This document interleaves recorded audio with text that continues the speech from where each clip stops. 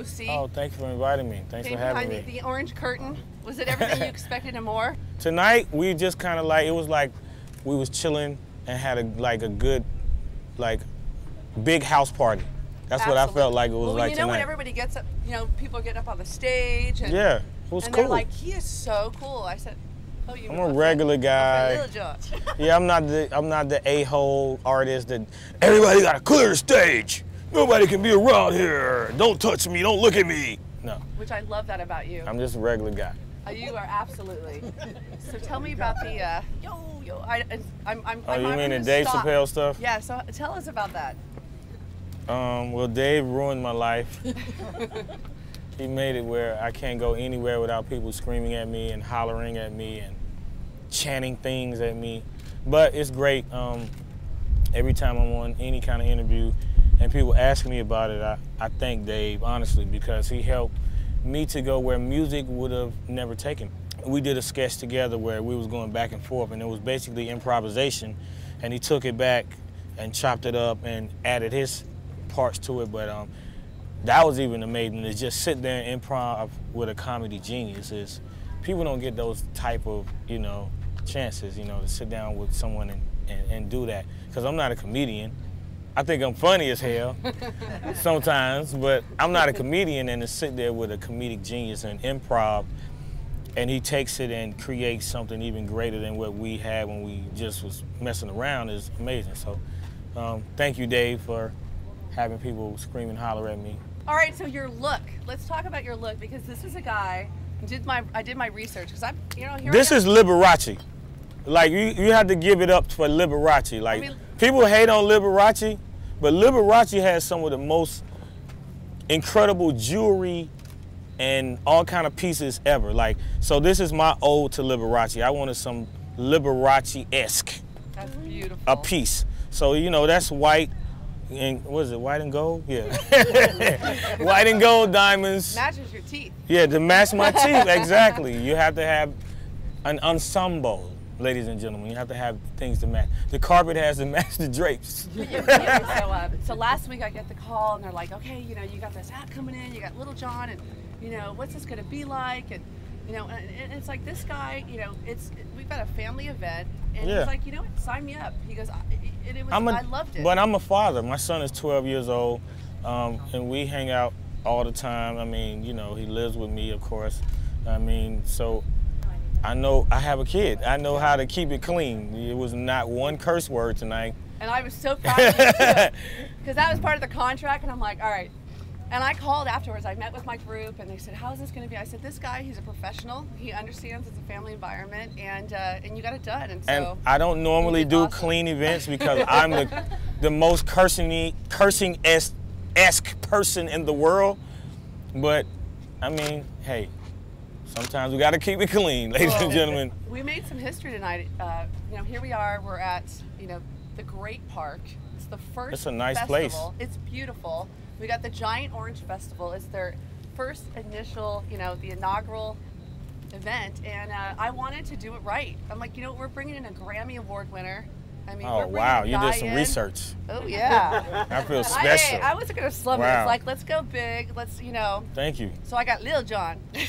Well, you know what? I look at it like you can't start as a giant. You have to grow to be a giant. So it's a great starting point. The setup of the place is amazing. The people you have working for you the people that you had working for you are amazing. So it's a great starting point, and it's only room to grow. I started off, a lot of people don't know, I started off as a DJ in the 90s in Atlanta. And I was like the biggest DJ in Atlanta on the radio and everything. And then I went into behind the scenes doing A&R and production and stuff. So now I'm back on the scene, DJing again, just doing what is like the #1 passion, what I started off with. And also, I had an album out, Crunk Rock. So you gotta tell the white folk here.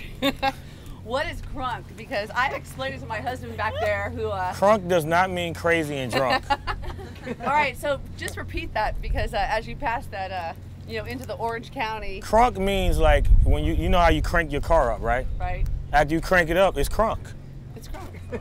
So it's like really that simple, but it just turned into slang.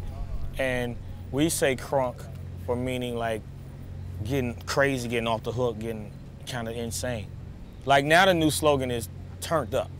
Like you turn the volume up on your car, but that's basically getting crunk. You know what I mean? So crunk is past tense of crank. So what's your next, what do you, which I love, and I'm glad too, because people were asking me, and I'm like, well, it doesn't mean that, but I didn't know exactly what it meant. But we have the energy drink, crunk energy drink. A lot of the people got the crunk sticks tonight. We introduced a brand new product to the energy market, and it's basically pixie sticks, but that give you energy. So it's our product crunk, but in powdered form. Put it on your tongue, let it dissolve, and it makes you crazy like me. So yeah, we're gonna sell a trillion of those. So that's, you know, crunk energy drink. The album Crunk Rock, me DJing, Twitter, at Lil Jon, Lil I gotta tell you too, Jon. So this poor guy, he's landing, he's getting off the plane. I'm on the phone, which I'm not exactly quiet. And I'm like, all right, we gotta make sure, we gotta let people know. And you'd been I had tweeted earlier. You're on it. I mean, you know, because my fans, like, people from all over the world follow me, and because I'm just crazy anyway. Like I say, some people just follow me to help them get through their day, because I give them some crazy anecdotes sometimes, and I give them you're the one. Yeah, that's me. It's you. And I give them a piece of my life. Like I farted one time at the airport, and some people came up to me to take a picture. Get a barking spider. And I had to tweet about it, because I was like, I wonder if they smelled it, you know. You're a pretty hardcore businessman. I try to be. I mean and you can tell too, and just all the different pieces that you're working on and the things that you're doing. I tell people all the time, you can't be a dumb millionaire. There's no stupid millionaires. You have to be intelligent. So, I mean, you have to be focused in business and stay on top of your stuff, and that's how you make money. So, last question. So, what would you tell your young self if you were to give yourself some advice? What would you tell your young self? In fact, I've got a 10-year-old and a 12-year-old, which, by the way, my son was the one who was up there, and he's getting the signature. I said, you march on up there. So. My son's 12 too, so. Very nice. I guess, you know what? For me, when I was younger, what helped me to become who I am today is by being just open to everything. Like, even at a kid's age, you need to like live your life and be open to things that you normally might not do, or people you might not hang around. Just try things. Just, you know, you have to, it's like when you go somewhere to a crazy party and they have all these trays of food, and you never tried escargot or whatever. Try it, you might like it, you know. So that's my advice to youngsters. Like, you have to try different things, and by trying different things, it helps you to become yourself as an adult, because you never know what you're gonna like until you experiment and play around with stuff. So that's what happened with me, because I was a skate, punk rock, new wave, crazy kid from Atlanta, Georgia, and I became who I am today. So I wanted to say thank you for coming out and really making me this an amazing kickoff to, we'll be doing this for years to come, and we'll look back and we'll be like, remember when Lil Jon? Yeah, when I have all this gray dreads. I'll be a guest host. We'll have you come out at 65. 10th anniversary.